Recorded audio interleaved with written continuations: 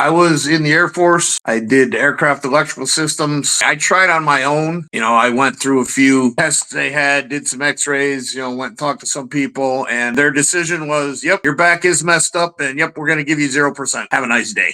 And that was that. And I never really tried to pursue it anymore. And you guys got in touch with me one night with a phone call. And, I decided to answer the phone, and I said, well, hell, why not? Give it a try. The rest is history. Just sounded like you guys could probably get the job done. It sounded good to me, and I was, like stuck between a rock and a hard place at that time. So it's like, hey, the worst they can say is no, but I bet they'll get something out of it. And I did. It's amazing. I got a lot more than I ever expected. It actually impacted my life extremely, extremely hugely because it's made it to the point where I can basically afford to retire. Well, basically, the Trajector Medical people were extremely helpful, extremely informative. They always kept me advised as to what was going on. They always had, they asked me like the proper questions that needed to be asked so that I could answer the questions. They got all the doctor's appointments set up right away. I had 4 appointments in a week and a half time that were extremely important for the decision to come down. And everything just went so smoothly once it got started. And it was a